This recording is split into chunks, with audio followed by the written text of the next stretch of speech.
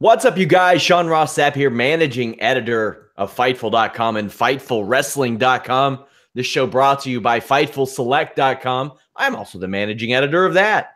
If you all didn't see, I posted Raw spoilers over on Fightful Select, absolutely free, just to kind of get you guys over there and browse around at things. But basically a rundown of what was going to happen on tonight's episode of WWE Raw, or at least many major happenings. Fightful Select is our premium service where we have additional podcasts, we have additional posts, we have dark match commentary, Q&A shows, extended segments. You all can get early access to a ton of stuff over at FightfulSelect.com. Also, if you missed it, I did a UFC Atlantic City post show on Saturday, and last night I covered Impact Wrestling Redemption along with Adam Martin of WrestleView.com. We did a simulcast. That show was a lot of fun, both the review and the show itself. Impact Wrestling had a very, very good showing last night. But without further ado, I am joined by one Alex Pawlowski.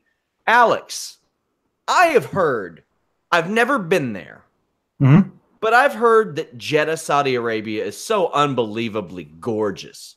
Just my beautiful. God. It is just, oh my God, it's breathtaking.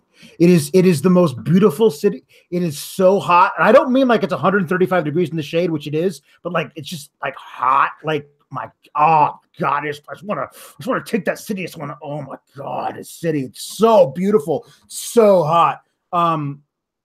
Is it weird to anybody else that they keep insisting on how beautiful the city is when they like, we're not going. We're going to watch the pay-per-view, but a lot of us aren't flying there to buy tickets. So. I just want to say this, the terrible irony in all this. I looked at the weather report for Jeddah, Saudi Arabia. Over the next 10 days, sunny, between 89 and 90. The only overcast day is the day of the Greatest Royal Rumble. That's it. They're going to have those live shots. It's going to be like cloudy. Oh, good. Oh man. I will be here for a live post show right after the Greatest Royal Rumble. I am strangely pumped for some afternoon wrestling, even if it is 8 goddamn hours long. But guys, if you all haven't already, leave us a thumbs up. If you're watching on YouTube, subscribe. But if you're watching after the live show, go ahead and leave us a comment. We want to know what you think. What was your favorite thing, your least favorite thing on this episode of Raw? Leave it in the comments section below. Of course, you guys can subscribe on podcast platforms everywhere. It would take me too long to name them all off, but definitely go check that out and check out FightfulSelect.com because I am posting little goodies up there all the time. Lots of exclusives. But you can always, of course, get your free wrestling fix over at FightfulWrestling.com. Let's get into Monday Night Raw. The show starts with a touching tribute and a 10-bell salute to Bruno Sammartino, who passed away last week. Now, I haven't spoken to you since this went down, Alex. Bruno was a little before both of our times, but what are your memories of a Bruno Sammartino, even if it just may be his Hall of Fame induction? I mean, it's one of those things where you hear his name early, and at least I did, early in my wrestling fandom without really knowing any of the stuff about him. You just hear like, oh, that was the dude, like, you know, in the generation before this one. At least that was my thing, was like before there was Hogan and the Iron Sheik, there was Bruno, and that guy held the belt for like 20 years, you know, whatever it was. But like, that's what I heard. And I was like, really, that long? And then as you get older, you look it up and you go, wow, this dude like was the most over guy on the planet. Like, and it was just, you just bring in a non-ending string of foreign heels for him to beat in a steel cage in the garden and just count money. Like that was this guy. And he was apparently like really, really great, and not just a money-making machine, but also like really good in the ring. A great dude as well. He went to bat for people who didn't have it as good as him, who were lower on the card than him, lower in the totem pole. Myself and Jimmy Van talked about this at length on the List and Your Boy. We have isolated that clip, put it up on our Fightful YouTube at youtube.com/Fightful. But this is a very nice thing for WWE to do. Up next, Paul Heyman and Brock Lesnar rather come out, and Heyman has this laugh at the beginning of the promo It's a little bit weird, but he says that Brock Lesnar doesn't have to gloat because Paul Heyman will do it for him. Heyman references Brock's new contract, and we were asked to kind of talk about that. It's the same thing I've always been told. He was under an agreement for the same amount of time, which to my understanding is August, but it's a very loose thing. Like if they come along and offer him, hey, you want another date and all this extra money in September, maybe he takes it. There's nothing like really too tight about these two sides, but I know that Brock Lesnar did get a hefty increase, which, I mean, that's not like the number that's being reported isn't true, but I don't know exactly what the number is. What do you think about the references to the contract? Heyman does this a lot. He'll reference popular rumors in an effort to make it a little more realistic. Yeah, no, he's always trying to get his finger on the pulse of the hardcore wrestling intelligentsia, as is the parlance of the day. But this is fine. This is just what Heyman does. I think it's interesting. Like, no one really knows all the exact ins and outs of this new deal, and we won't really know what the plans are until Friday.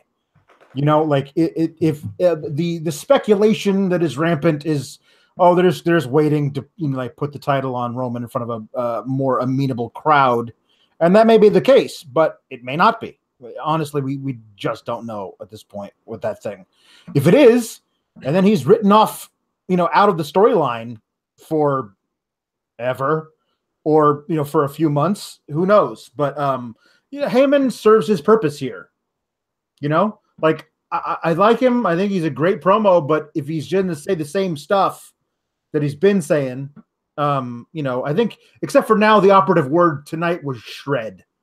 Like he's shredding, like shredded chicken. That's like, I'm thinking of shredded chicken in my head because I was hungry. So that was it. Roman Reigns comes out, gets a nice little pop. Says that he's leaving Saudi Arabia with the championship and drops the mic. That's probably about what you need to do with the Roman Reigns promo. I had people speculating that the Roman Reigns chants were plants, and I was like, how could you speculate or even tell something like that? It was a hot crowd in St. Louis. Yeah, it's what they want to believe. They want to believe that no one could possibly like Roman, and it could be that he's over in St. Louis and not in other places. You know what I mean? Like, that's it. Like it, or a whole bunch of Roman Reigns fans came out to the Scott Trade Center tonight. That's it. Yeah. Who knows? So but he got a poor reaction one night in South Africa and got a great reaction the next. That's going to be the nature of this guy. Yeah. Elias comes out. He is interrupted. I'm glad with the shakeup, they've decided to try something new with Elias, and having someone interrupt his performance, I think, is a pretty good indication of the colorful, creative direction in which his character is going to go. Yeah, see, it used to be, Sean, that he would sing a verse and then get interrupted. Yeah, but exactly. now, wait for it. It's so different. He doesn't even get to sing the verse before he's interrupted. Yeah, the disrespect, man. It's so different. He's just going to fire him up. It's going to bring something out of him. Yeah, this is brilliant. This is the first official beginning of Roode's heel turn when he's interrupting Elias before he can even insult St. Louis. Because let me tell you, there's a lot of things he could have said about St. Louis, but he didn't. He didn't have a chance to because Roode interrupted him. Roode wearing blue stands out a lot more on Raw. That was my first note of the match because it kind of blended in when he wore that on SmackDown. Yeah, he did. On Raw, it stands out a little bit more. Also, him interrupting Elias gets him over as a heel for me, even though it doesn't need to. Bobby Roode tweaks his knee, and I was about to be mad because he did that inverted atomic drop, and I was like, was that the knee? But it wasn't. It was the opposite knee. I was like, I swear to God, if you pretended you tweaked your knee and then used it to crush a man's ball sack, how is that move legal? Shouldn't be. No, it's. I know it's like supposed to aim for the tailbone or whatever, but come on now. It doesn't aim for the tailbone. It hits him. Yeah. Hits him right in the jettas. Yep. Roode clotheslines Elias over the top rope after Cole messed up a throw to commercial, and he even used the same line. He uses Bobby Roode in control twice. And I was like, come on, man. This is really slow. This was Elias's NXT work, is what this was. Well, yeah, he was working opposite Roode.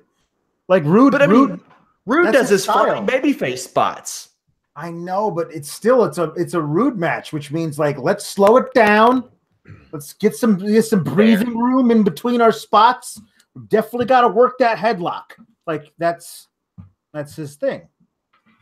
We have a viewer, Lindsay Mahy, who recommended the idea of using Dana Brooke as Bobby Roode's valet if he went heel.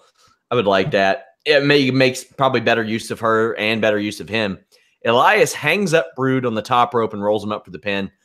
The right call and Elias winning, sure. He's got the more upside, but this has 50-50 written all over it. Oh, yeah. No, this is the whole thing of it does feel a lot like they had no idea where they were going with people in the Raw after Mania and the Shakeup Raw. Like, as we'll see here, Roode didn't interrupt Elias. Bobby Lashley interrupted Elias, and Lashley hit him and beat him up. So they did that, and that's all gone now. Lashley's not involved with Elias. We're going to move on to Elias and Roode. Later on, we're going to see that No Way Jose and Jinder Mahal had a thing last week. But whoops, nope, we're not going to do that. Mahal's going to work with Gable, and No Way Jose, you're going to work with Corbin. And that's fine, but it was kind of an interesting thing where like, oh, no, wait, as they say, plans change, and those plans have changed. That they do. We get a Woken Matt Hardy promo. He puts over the greatest Royal Rumble and is later joined by Bray Wyatt. I got to say, they pushed the greatest Royal Rumble harder than any show I've ever seen them push in all my years of covering pro wrestling, or just I really noticed it more when I started covering pro wrestling, but even watching it, like it seemed as if they promoted this more than even WrestleMania. Oh yeah, no, it just feels odd. Like if we have the network, we'll probably watch. We might not live because a lot of us, people work during the day or are in school, but we'll watch it. Especially if we hear, oh, that match was good, or you'll never believe what the spot that happened in the Rumble. People will tune in and they'll watch. I don't see like anybody saying, oh, you know what? I was on the fence about getting the network, but now 50 men in one ring. Oh, I gotta get the network now. I could do it for some people. Some people love the Royal Rumble, man. I'm a dork for them, but it's hard for me to say what will draw new people. Because, I mean, maybe Triple H versus Cena will draw somebody. You never know. It could. It very well could. But I will now only be referring to it as the most humongous Rumble of royalty, as Broken Matt did, because that's only like 2% more silly than the greatest Royal Rumble. I mean, let's be honest. That's the dumbest title since Great Balls of Fire. So obviously this seems like, as you mentioned, a Crown Prince of Saudi Arabia naming type of thing. And like next year, he's not going to be like, I don't want the second greatest Royal Rumble. Yeah. I want the greatest pinata on a pole match. Yeah. I want the extra most bestest Royal Rumble. Can we have that? And it'll be sponsored by Little Caesars. This was, oh my God. It's fine. You know what? Do your thing. But it does feel like they're really pushing it. And I mean, is it not a sold show? Like it's there. I wouldn't think so. I mean, so I don't know. I mean, it's a weird thing that it's just, nobody's going there from here who's watching Raw in America, at least, to buy a ticket. Probably not. So it's a weird thing to push as much as they're doing, in my opinion. Apparently they're getting a trophy. That's the thing, based on what I saw. It's a trophy in the graphic. A trophy with big swords on it. In that part of the world where the swords are... The Berserker's going to come back and win.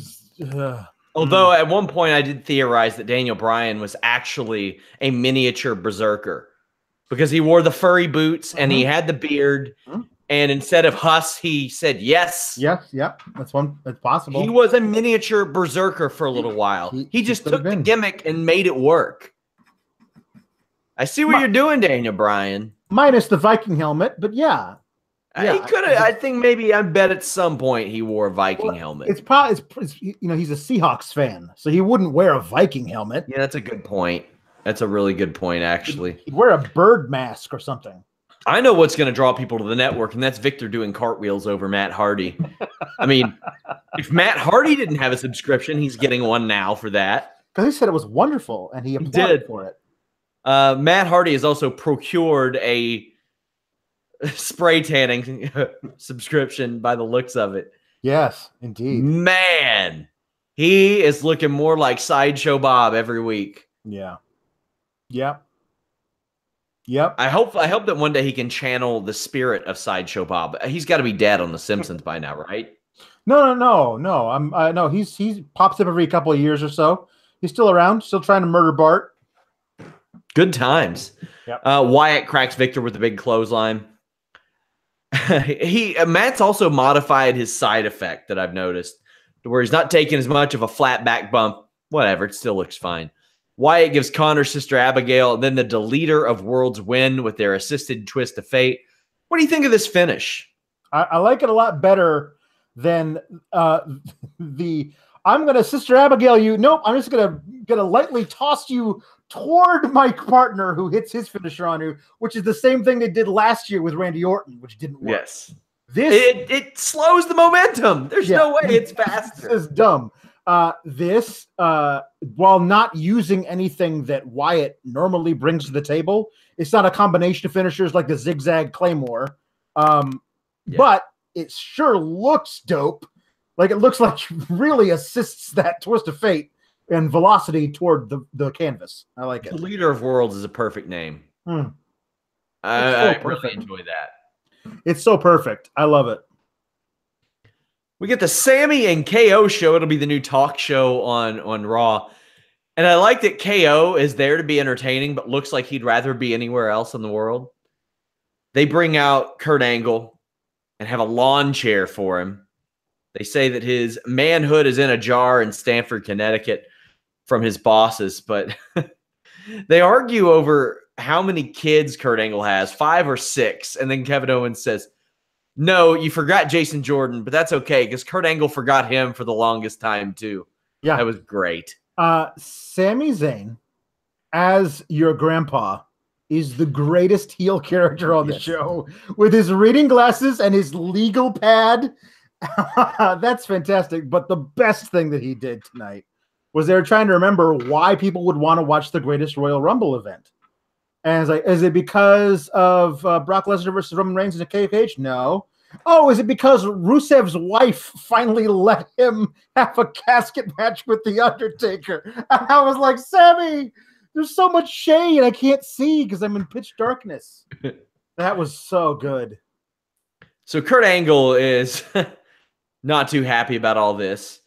And he reminds these guys that, he'll be in that greatest Royal Rumble match. And so will Daniel Bryan. And so will Chris Jericho. And I thought that was a nice touch because, quite frankly, they haven't really mentioned that a lot on TV, that Chris Jericho is going to be in this match, much less the connection between he and KO. I like it. Good stuff. They are later booked into a tag match with Braun Strowman and Bobby Lashley. Yep. Quite the formidable team. Yes, I think these guys have a ceiling that is far above tools of the establishment, even if they're being used as baby faces. Like, hey, you guys, I don't like you, so I'm going to send these 2 guys in here, and I'm going to use them as weapons. Ooh, shout out to my boy Greg Sessler. Sorry to interrupt. Yeah. On Total Divas, Daniel Bryan says that his heritage is from Vikings. Oh, my, connecting yeah, the mother effing dots. The next assignment, you are going to make my prophecy a reality in the coming week. So wait, you've said in the past that Daniel Bryan is a mini berserker, and now I'm going to write the article. You may not be my associate editor anymore, but you're still my VP, and you have to further my agenda, Alex. You have to do it. All right, I suppose. You gotta go up to that podium and make sense of the silly shit that I say on any given Monday. For the good of the Fightful Nation, yes, I will do my solemn duty. Man. Man. Whew, where was I on my notes? Oh, speaking of formidable combinations, I thought one of the highlights of WWE Raw tonight was Dolph Ziggler and Drew McIntyre, especially the post-match promo. The record scratch is dumb. It needs to never happen again. What'd you think of Dana Brooke's outfit? I like that she's trying new stuff. Me too. I mean, that's fine. She did not have her hair done that way during the 10 bell salute. She was in the front row, and I was like, she's got her gear on. And then she came out later like she was not wearing that same stuff. Connecting the dots, feud between Dana Brooke and Aiden English. They're both changing it up in the middle of shows. I love it. Just doing something new. This is fine, like whatever. I love her gimmick with the the glasses and she's cosplaying Miss Hancock or whatever. It's fine. It's great. Somebody brought up like Lacey Evans' recent look. Yeah, I put in my notes. It was like a pinup girl, old school pinup girl. Yeah. Have you noticed also? Did you notice that Apollo is Apollo Crews again? Yes, he is. They let that stuff die down, I guess. Man, Yeah. That was a dumb name change. Yes, it was. Speaking of Lacey Evans, guys, I do have the Fightful Weekender podcast every week, exclusively on FightfulSelect.com. I talk NXT, ROH, 205 Live, New Japan, all the kinds of stuff like that. Last week, I put the show up for free, so that is over at FightfulPods.com. It's on our YouTube. It's on our podcast formats everywhere. I asked our subscribers at Fightful Select what they think of me posting that for free here and there. And it was ahead of a big Impact Wrestling weekend, so I went ahead and did that. Check it out. Might encourage you to subscribe to Fightful Select. Ziggler bounced around big time, but one thing I loved early in this match was how effortlessly McIntyre just saved him by leaning his foot into the ring and being like, all right, I'm going to clean up this mess for you, buddy. They're taking on Titus Worldwide, by the way. There's a reverse Alabama slam with a super kick, and then the Claymore zigzag wins the match. Ziggler also incredibly orange. The match wasn't really the story. They both had real strong promos after this, Alex. Yeah, real strong. Fire, as the youth say. I love this change for Ziggler as actually having a direction. Like he's saying, no one's ever had my back, and this guy's got my back, and this guy's dangerous. Listen, everyone's like, oh, they finally gave the Shawn Michaels wannabe a Diesel. Ha, ha, ha. Okay, great. But there's a reason that pairing worked. And they like it. These if you got the two guys that work well together, do it. From what I'm seeing in this tag match, in their introduction last week, in their promo after the match tonight, this has potential to be something, like really something, like top heels on the brand something. But then I remember, oh, that just means they're probably going to get speared both at the same time.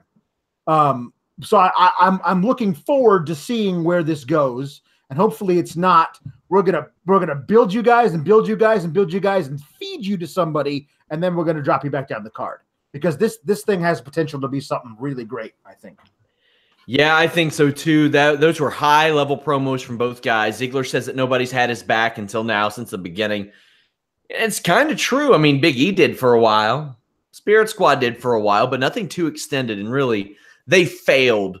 The company failed Dolph Ziggler and Big E by not really extending that and making stars of both of them after that, because that should have launched Big E into something special.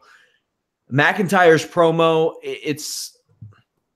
I did a Fightful Books on Drew McIntyre a while back, and he just has this crazy look to him.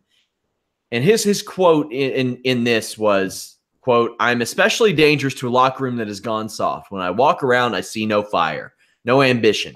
People walking around collecting checks, and it makes me sick," end quote. I've interviewed hundreds of wrestlers, and I can say that what he says reflects the attitude that I got from him when I spoke to him.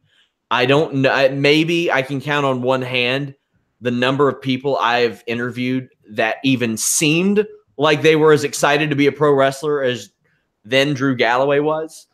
So I buy it. I completely buy it. In the Fightful Books, that I said that they absolutely should play off the fact that he had an endorsement from Vince McMahon 10 years ago, and it failed.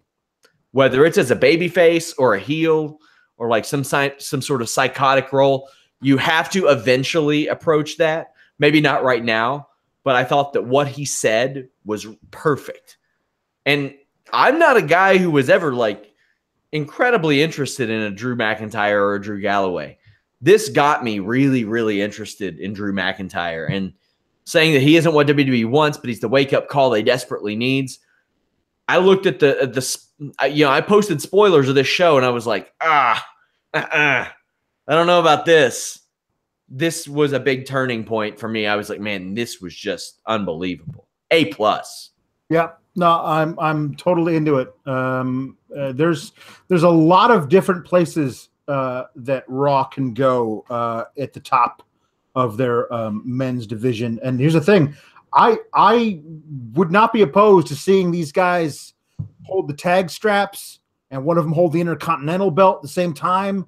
And there's a lot of cool stuff you can do with these guys where they're trying to run stuff, you know. And then you get guys who are trying to, like, you know, then you can get Braun Strowman involved, you can get Bobby Lashley involved, you can get all these people involved in that thing. If you're going to keep one particular large canine at the very tip top of your show, then you can have the upper mid card like just full of these kinds of dudes who are all doing great work if they're not being allowed to be up near the very top.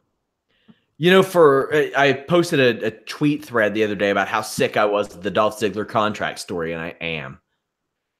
And I hate almost all of his promos, but he does have an ability in the ring that few have. Like, he took a match with The Miz that should not have been interesting.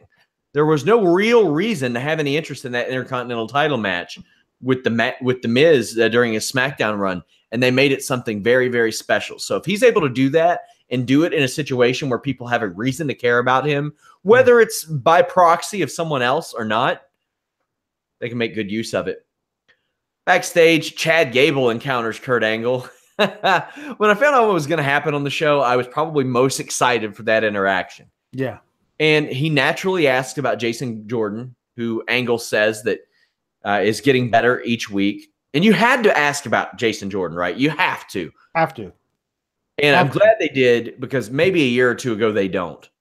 Because they just would ignore things like that. Yep. Kurt Angle says that Gable is not or that he is a singles wrestler, not a tag wrestler. Jinder Mahal shows up, and I hate to laugh at anything Jinder delivers because it's always terrible, but he said, "Wow, you've been working out. Nicholas, you look great." The funniest thing Jinder has ever said or will ever say. Jinder is on fire the last 2 weeks.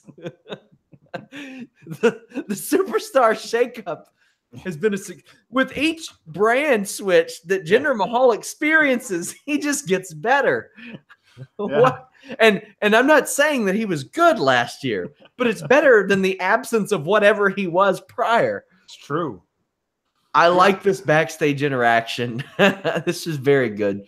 I think that Chad Gable can be a poor man's AJ Styles. He's not going to be as good in the ring. He's not going to be as good on the mic. He's not going to have as much chemistry with as much of the roster, but he's going to be that small guy who can work probably a good match with almost everybody. He's going to be a good guy to have around. What did you think of this backstage interaction? I liked it a lot. I do think it's funny. The last time we actually ever saw Chad Gable and Jason Jordan on screen together, it was during the SmackDown invasion of Raw and the Angle pre-Survivor Series, where they invade the locker room, and Jason Jordan has just gotten his ass kicked in some fashion before that. He's sitting there, he's like icing the back of his neck. He's totally beaten up already. And and Chad Gable pushes to the front of the whole mob of SmackDown. There's a beat, and then he kicks the crap out of his former tag team partner. Because I forgot all about that. Because brand loyalty reigns supreme for 6 weeks out of the year. And and now he's here. He's like, hey, how's Jason? Well, you know, maybe his neck would be okay if he hadn't suffered that beat down from you last year. Anyway, that was fine. But yeah, Chad Gable is the perfect guy to work with all these upper mid-card heels who are bigger than him because I believe he can take them in a fight. Yeah. And he can make them look like $1 million because he sells really well for big dudes. And there's all these great things he can do. That rolling German suplex that the thing is in the corner, he can do that to pretty much anybody. He pulled that shit off on Big E. Like, this guy's great. Like, there's in an alternate reality where there's not this certain hierarchy on the Raw brand, there is a potential Chad Gable versus Bobby Lashley or Drew McIntyre type of a feud where you have the small underdog who gets over on the bigger, stronger dude after chasing and chasing and chasing, and he finally gets there. Like, there's a way of doing that and writing that and making that work for like 3 or 4 months and having the big catharsis at the end where the little guy wins the title, only to have it stripped from him by the mean general manager, whatever, that kind of a thing.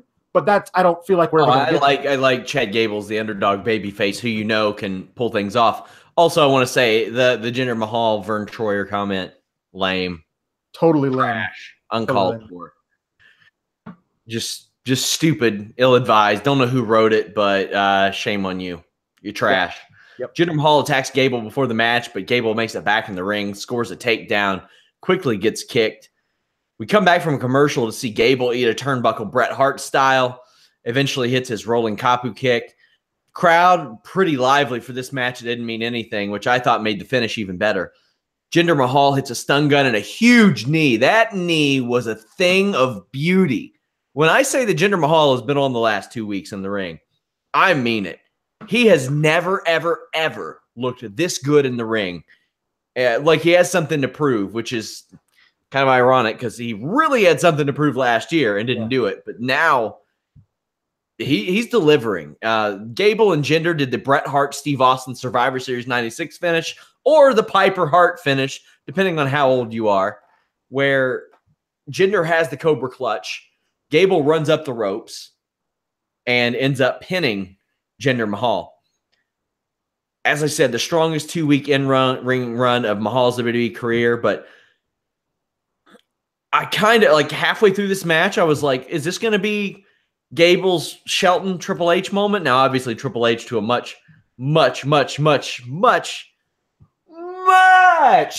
downscaled degree. But this was an upset in my estimation.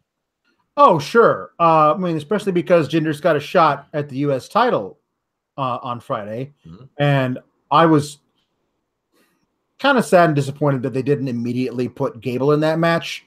Because to me, if you add Gable to the match on Friday, then it puts the outcome of that match way more in doubt than it is just with Jinder versus Hardy. Like, I buy Gable scoring a flash win to bring the belt back over to Raw and then immediately feud with it and drop it back to Mahal. Let's go ahead and talk about this. Let's do. We're beefing. I wrote an article today. Actually, I wrote it last week, but I published it today. Tip of the hat to WWE for keeping us guessing. Now, here's why I say that. Because after the Superstar Shakeup, and because of the Superstar Shakeup, we saw titles switch hands, and as of right now, the Intercontinental Championship, all the titles are on the brands that they were originally on. However, over the next 3 weeks, we have a series of matches at Greatest Royal Rumble and Backlash, and possible subsequent rematches that could come out of these that put those titles in doubt. Those two titles especially, but to a far lesser degree, the Raw Tag Team Championship and the Universal title. Now, I'm there with you with the Raw Tag Team title. The Raw Tag Team title probably isn't going to end up on SmackDown, but like I said, I wouldn't put it past Vince McMahon to be like, the Raw's on SmackDown, the SmackDown's on Raw. Yeah. And also, the big red Starburst-looking title probably ain't going to SmackDown. Right. However, Intercontinental and US, I could see that switching. I could see that flipping around. And any of these titles, I could see switching because here are the scenarios we have. Reigns versus Lesnar at Greatest Royal Rumble. If Reigns wins, he faces Samoa Joe, SmackDown star, at Backlash. Intercontinental title. Seth Rollins defends his title against SmackDown stars Finn Balor and Samoa Joe, or Samoa Joe and The Miz, right, and Raw star Finn Balor. Miz has already declared his rematch for Backlash. So you got 2 matchups there. If Seth Rollins were to lose either one of these, he's got a rematch. Raw tag team titles. Bar versus Deleter of Worlds. The Bar are now on SmackDown. That's happening at Greatest Royal Rumble. United States Championship. Jinder Mahal still gets his rematch.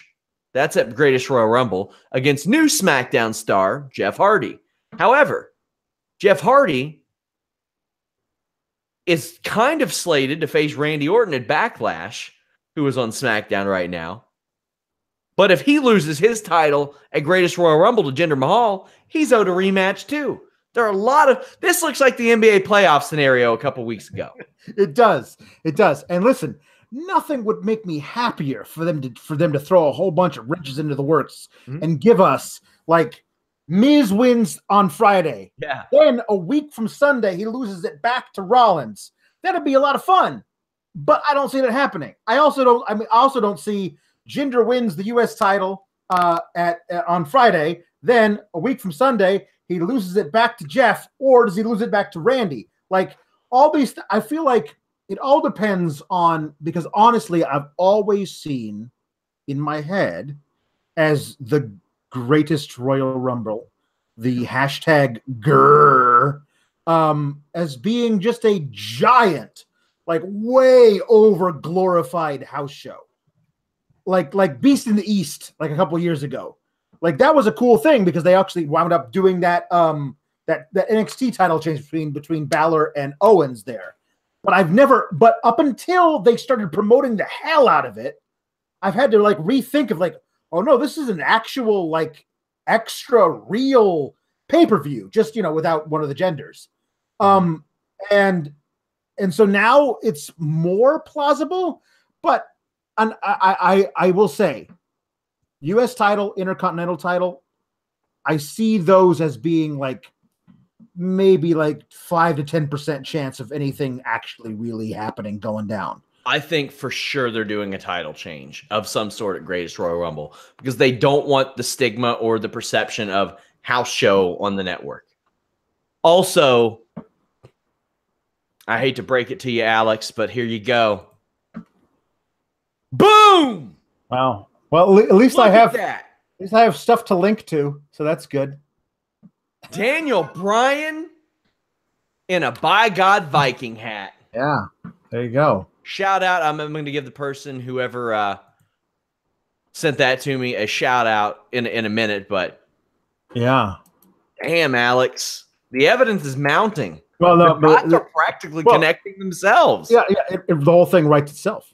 That's for sure. Yes, Greg Sessler. Thank you for sending that along. Yeah, I will say that it's certainly likely that one of the two, U.S. title or Intercontinental, changes hands. But if only one of them does, then it's definitely going back at Backlash, and that kind of sucks.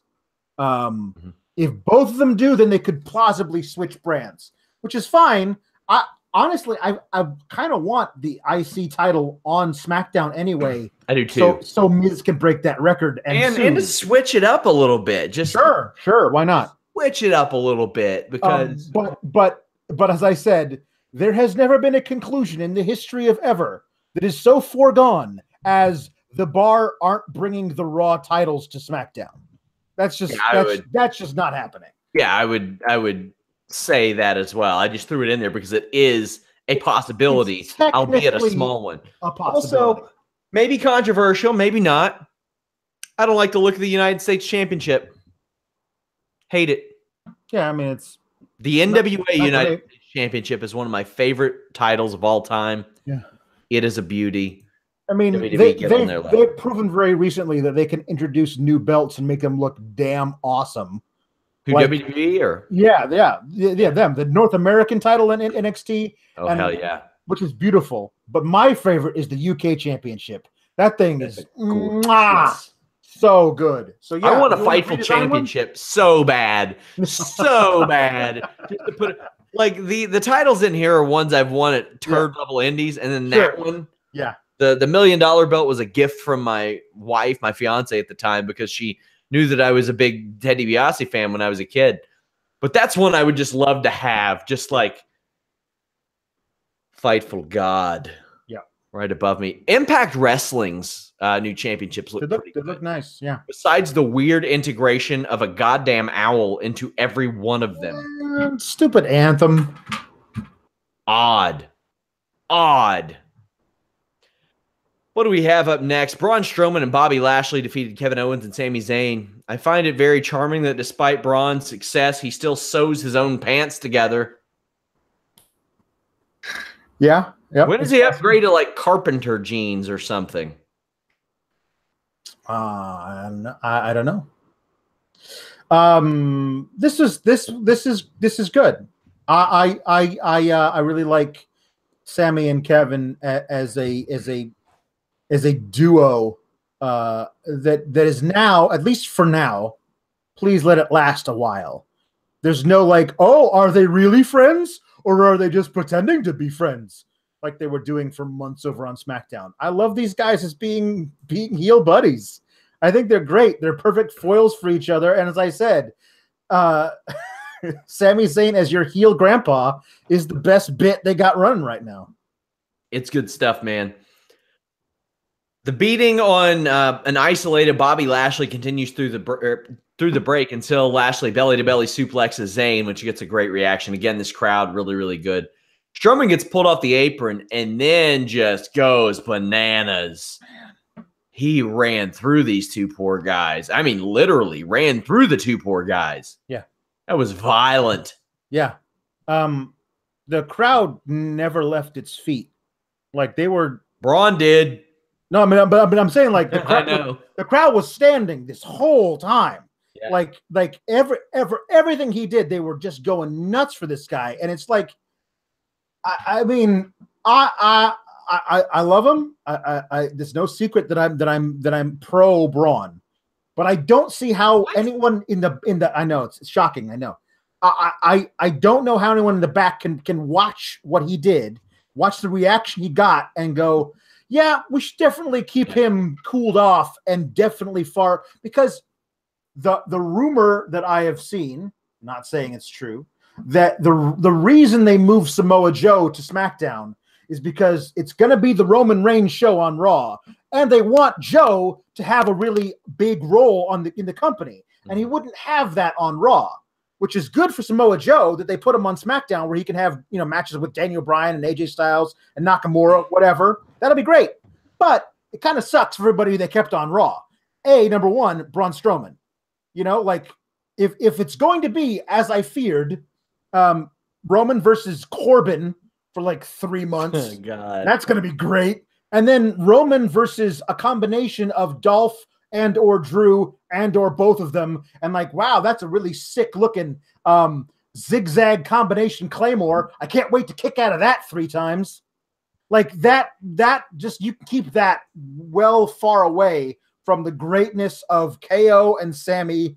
KO getting just trucked by Braun like 3 or 4 times with those shoulder blocks. As much as you love Braun, this will also surprise people. As much as you love Braun, I dislike front drop kicks. It's true. It's true. You've said on the outside, particularly. Yeah, I was expecting him to come out with flappy pants next and just float around. Well, as you said, he keeps a nice sewing kit in the back, so he could just sew some on there the next time. He's hitting up Mickey James later, and he's like, "Listen, I need you to teach me. I need to learn. You're not using your flappy pants anymore. Can I borrow them?" Or at least just the flappy parts, because they're going to fit him. They're flappy. They're flappy, yeah. They might actually go all the way around his calf. You never know. Yeah. Or he could cut them apart, like sew 2 together. He's obviously proficient. Yeah. Sewer. Seamster? Seamster. Does your mother sew? Boom. Get her to sew that. Lashley hits a hanging vertical suplex on Sami Zayn. He's gonna drop somebody one day. He is. A buddy of mine is like, okay, he's not a big Bobby Lashley fan. Mhm. And he says, it's kind of absurd that you're out here going like, wow, look how strong Bobby Lashley is. He can hold a man above his head for several seconds in a row while he's standing next to Braun Strowman, who we know can tip over trucks.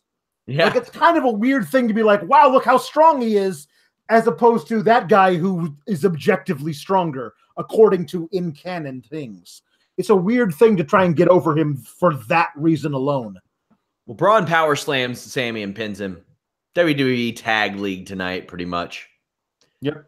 Next up, No Way Jose comes out with his conga line, and Booker T straight up accuses him of gimmick infringement on Adam Rose, asks where the bunny is. At this point, the bunny has to show up. He should.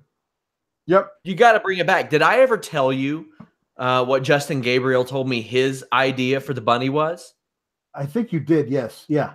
He wanted the bunny to like turn into this really like hardcore wrestler, and they'd find him like drunk backstage all the time, and he would just go through tables and chairs and everything. And then one day he gets into like, I guess he has some feud and it's some big blow off match, and he gets just killed. And they find him unconscious backstage. They pull off the bunny head, and it's Vince McMahon all along. Mm-hmm. And I was like, that would have been phenomenal. Yeah. That would have been the Freddie Prinze Jr. as Vince's doctor of this generation. Yeah. They were also doing a Donnie Darko thing with the bunny and Adam Rose for a bit on Main Event. Yeah. Where only Adam Rose could see the bunny, and it was just like the bunny was all dressed in black except for the bunny head. There was a lot of things they could have done with the bunny, but well, there were a lot of things they could have done with Adam Rose too, yep. especially fresh off of that ESPN deal that they did. Yeah, and didn't capitalize. Didn't capitalize any of it. Rough. Anyway, Baron Corbin comes out and says that No Way Jose isn't on his level, and he won't fight Jose as long as his buddies are out there. His idea of fun is ruining other people's fun. I thought it was a pretty good promo from Baron Corbin, all things considered. At least we know that his motivation is to be as much of a dick as he possibly can. Yeah, no, this is what he's going to do. He's going to beat up No Way Jose for a while, and then he's going to run afoul of Roman, and they'll have that program. My favorite part was he was like, I don't want one of your buddies over there, 5 or 6 of them, to come hit me in the back while I'm grinding you into the canvas. And I now I need to see Baron Corbin as a spokesman for Grindr. I love how much Booker T loves Baron Corbin, though. I do miss Booker T on occasion. I love the one thing I do love is when the commentators aren't consistent with their heel face alignments. Like, I love how much Michael Cole loves Elias. Like, that's really a cool wrinkle. And I think it's great that Booker T is like, no. Baron Corbin, that guy, he's great. As opposed to all these other people that he tears new ones into. Oh, and Corey Graves is like that with Elias, too. Like, he can't stand Elias. Michael Cole can't stand anything in the Woken universe. Yep. Meanwhile, Corey Graves loves it. He's an advocate of it. I like that. It doesn't insult my intelligence as much. So I enjoy that. The Miz Taraj are backstage and pissed Seth Rollins on being the new Shield, which I thought was a great line, a great reaction from the crowd, and a great reaction from Seth Rollins. And when they put their fists out, gold. He doesn't buy in. Later on, they pitch the Baxel Club to Balor, but they get shot down there too. Bo looks at Axel and says, "Are you thinking what I'm thinking?" And Axel says, "No, I have no idea what you're thinking." They were wonderful. These two are worth their weight in gold shiny jackets, and I need them on TV all the time. It's kind of sad that they're still entering to the Miz's music. Like, that is. I mean, here's the thing. I had like 4 themes each. I know. Really. I want this to last. Like, you could take this through into June. Like, this thing could be like every week they're trying to join new tag teams. They could try and join Titus Worldwide. They could try and get back together with Heath Slater and form the Social Outcasts. But Rhino is not having none of it. There's a lot of things they could do. I want them to do that whether the opponent is heel, babyface, everything. Whatever. Just send them on a tour of this. Why not? I love it. I think they're great. I don't want them to get written into the margins. There's a lot of stuff they could do. Honestly, I think it'd be really great if they do a Bo trying to join the Leader of Worlds team. Yeah. And have a thing where Bray and Bo recognize the thing that we're all thinking, but then never talk about it. Yes. I think that'd be so good. Do it. Like, just make it really, really awkward. As awkward as possible. As awkward as possible. Because Matt would have a great time with that in the middle of it. It would be so good. The term Brother Bo has to be brought up at some point by somebody, even if it's Matt. Yes. Like, that is a good, nice, fun, harmless way to kill 15 minutes on a 3-hour show every week. Oh, sure. Yeah. So, you know what happens here. Finn Balor and Seth Rollins beat The Miz Taraj. It is what it is. It is, yeah. There is a Riot Squad interview backstage. As Jeff Hawkins pointed out, they're here to cause havoc. Yep. They did about as good with this dialogue as they could. Yeah, it's like Sarah Logan. Listen, I went, everyone's like, this is how people from Appalachia talk. I'm like, listen, I went to grad school at West Virginia University. I had a very good friend who grew up in Playboy. Right, exactly. I every Monday. Yeah. Here I am. Yeah. I went to school with a guy from Summersville, West Virginia. He talked a lot like Sarah Logan. But I never heard him say fried when he meant to say frightened. Oh, come on now. She's from like 3 hours west of me. She's not towards the Appalachian Mountains. She's going the other direction. She's way closer to being, and she's a piss away from Indiana, not from like West Virginia. Come on now. There is a town that I used to live in. Depending on where you were in the county, you either got Lexington, Cincinnati, or Huntington, West Virginia channels. So, like, it was a little bit of everything. She's clear the other way. And they're trying real hard to be like, yeah, me and my pa went hunting last week. And I hunt and skin animals. And when one thing I tell you about a fired animal, if they were there fighting, they don't want none. Okay, good. That's good. We can move on now. You need to tell me how you and Ruby Riott became friends. Because it wasn't through a similar taste in Is Jessica White still alive? Can they do that? I'm getting tired of these slimy eggs. That's what they need. They need to bust that out. Bring him in for her. Road Dogg wanted her on the main roster so bad after he saw that video. Bad. And I was like, okay, surely he knows that there's got to be some character behind this. And she's one of the few women that they could bring in, and you've got a little bit of a character already there for her. And it was wasted. Yep. Whatever. What'd you think of this Alexa Bliss PSA? I got a feeling we had differing opinions on it. Well, honestly, I really liked it for the first half of it, and then I was like, it's lazy. It's just lazy. Like it's not like I'm like, I am outraged. I'm not. I just think it's lazy to be like, okay, well, she's fat shaming the fat girl. Like, that's the thing. Like, oh, she's a mean girl. She's a cute little blonde who's fat shaming the fat girl because she's a heel, and therefore it's okay. Well, okay, fine, but there are other things you could do. And in that case, it wouldn't be delivered by a person who has struggled with eating disorders in the past, been very open about it, given many interviews about how she's gotten through it and wants to help other people get through it. But the way to do that is not to have her be the voice of fat shaming. Like I don't think that's the optimum way of doing that. So there's other things context, guys, Alexa Bliss did a very Eric Cartman PSA where she said that one time she was offering a homeless woman the rest of her burrito bowl, and Nia Jax gobbled it up. I'm okay with the reflecting reality thing as long as you use your Be a Star campaign to educate those who are consuming the product to do so. So we'll see how that plays out, because Alexa has had those issues in the past, and she should be on those tours with Nia locally at school saying it's an act.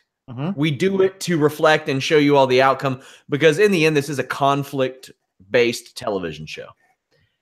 This match, Mickie James, Alexa Bliss, and the Riot Squad against Natalya, Sasha Banks, Bayley, Nia Jax, Ember Moon, is a match where they get a lot of the new girls in and give commentary a couple minutes to explain them because they're too lazy to write actual stories for them where they explain it themselves. Ember Moon hit one of the best suicide dives I have seen in years in WWE. She looked like she got shot out of a goddamn potato gun. Like with the speed she flew, it was amazing. Natalya also looked very motivated in this match, almost like she's getting a major push and a main event level matchup, right? Yeah, it could be. I don't know if she's actually like, well, I'm going to be involved in the storyline, heavily involved in the storyline that around the person you're trying to push as the face of your company for the next year. I should probably put in some effort this time. Yeah. She probably when she's babyface, she doesn't have to taunt her opponents when they're flat back and be ready to pin. She applies the sharpshooter. Sarah Logan takes out Natalya's knee. Mickie James would attack that a couple times. Ruby Riott beats up Bayley a bit, but gets press slammed and leg dropped by Nia Jax. All while Natalya is still selling outside, they bring out help. All hell breaks loose, and Nia flies off the apron and knocks down everyone. Worth noting, Alexa Bliss didn't do anything in this match. Wore a t-shirt. Yeah, she got breast enhancements, guys. Okay. Mickie James takes another cheap shot at Natalya, and Ronda Rousey comes out to make the save. Although, Mickie James wasn't doing anything illegal. Immoral, sure. But not illegal. But no. But here's the thing. Ronda Rousey isn't here for your immoralness. She is the face of justice, and she will make things right, John. That's true. Well, she got drop kicked in the back, and it was announced today. Well, I'm sure WWE is not happy that it was announced today, but Mickie James versus Ronda Rousey on the European tour. Our first look at Ronda Rousey in singles action. Perhaps. I mean, they could set up something for Backlash as well, because if she's on a Raw right here, just me guessing and speculating, she'll probably be on Backlash as well. I don't know why she wouldn't be.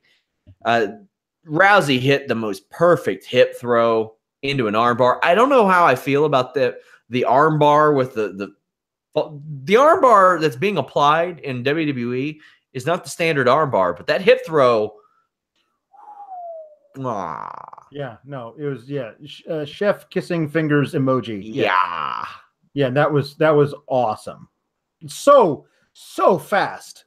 Like it's amazing when you see like these people, she does that for a living. Medalist in the Olympics. Okay, that's what that's supposed to look like. Okay, good to know. The most successful UFC women's champion ever. Still. Yeah, still. No, that's great. It does speak to some problems that you have where it's like we have these 10 women on Raw. We don't know what the hell we're doing with any of them. So we're going to put them all on the thing together. And the 11th woman on Raw is by far the most important. And she's going to have this thing where she comes in and changes the face of everything. So we'll see where all this goes. I don't think there's that you can easily have a completely separate program entirely for Ronda that's nowhere near any titles whatsoever. That's fine. They're the WWE itself is heavily teasing a SmackDown women's tag division. Not for Raw, which is interesting, but only for SmackDown. But bad move in my opinion. Yeah. Having one or not having one on both brands? Well, having one, no, not a bad idea. I think they should have a 205 Live one, and they should have women's. You don't have a strong enough roster individually to do, I think, either just that brand. 205 Live should, if you got a team in NXT under 205, let them go. If you have a women's tag team in NXT that fits the bill, let them go. Let them do it. Let them compete for those women's tag team titles because, man, that's a tough one. I think there's a lot of really especially because you're having a pay-per-view every month where both brands are on the pay-per-view. It's really easy to say, okay, so every month you're going to have a Raw tag team of women versus a SmackDown tag team of women. Whoever wins that, they have the straps. On the other show, you determine a number one contender team, and then you do that over and over again. You can actually trade those belts back and forth. They can be contended on the pay-per-views solely, but switched back and forth, and you can have a tournament to determine number one contenders, whatever. But there's an easy way of making these women have more to do than just, we're going to put you all in the ring at the same time. And our announcers are going to read your backstories to a disinterested audience. It's pretty much how it went. Yeah. That was Monday Night Raw, guys. Of course, we're back tomorrow night for the SmackDown post show. We have Wednesdays. Listen, you boy, if you all haven't checked out that show, it is our flagship podcast on Fightful.com. And I definitely want to extend my thoughts, condolences, well wishes to those in Toronto. Toronto is a very important city to Fightful.com. If you all have ever watched any of our shows, you know that. You've seen the thing. You can't see it in my shot right now, but I have the Toronto license plate up there. That's where our parent company is at, and the attack today happened literally on the road that our home office is, and it was about 5 miles north, and I just want to extend my condolences to everybody affected in that. Fortunately, nobody from Jimmy's office was affected, but that was a horrible tragedy. Also, shout out to the ballsy man just snatching guns out of people's hands at Waffle Houses. What a hero. Yeah. I don't often to bring up that type of stuff on podcasts, but I believe his name's James Shaw. What a baller. Jesus Christ. Yeah. We're talking tackling Randy Marsh wheeling his nuts down the road, size balls to be able to do something like that. In a Waffle House. A 6'4" naked dude with an AR-15. And you're saying, I'm going to go tackle that dude. I'm getting him. Waffle House. Hook the man up for life. Oh, for life. For life. Then he went and started a GoFundMe account for the victims. What a gentleman. Guys, if you all haven't checked out the Holy Smokes MMA podcast, tomorrow would be a great day to do it. Tomorrow, meaning Tuesday at 3 p.m. Eastern. We had one of the most controversial calls in UFC history Saturday, where a submission was called after a fight was technically over. We're going to have Showdown Joe break that down. We're going to have Sajara Eubanks, who is supposed to have competed for the UFC Flyweight Championship, on the show as well. We're talking Kevin Lee. We're talking that Atlantic City show. We're talking Fedor versus Frank Mir for this weekend. All kinds of cool stuff on this show tomorrow. Check it out. You can follow me at Sean Ross Sapp. Follow Alex at Pawlowski IV. Follow us at Fightful Online. But most importantly, visit Fightful.com. Check out FightfulSelect.com. We have tons of extra podcasts up there. A retro show every month. This month was WWF Backlash 1999. You can head over to Fightful.com and type that into our keywords, and you will see my podcast notes for that show as well. I do release those along with them for free. All kinds of cool stuff over there. But this week I wanted to try a little something different. Leave a comment on this video underneath. Let us know your favorite, least favorite thing about this episode of Raw. Thank you guys so much. Till next time, we are out.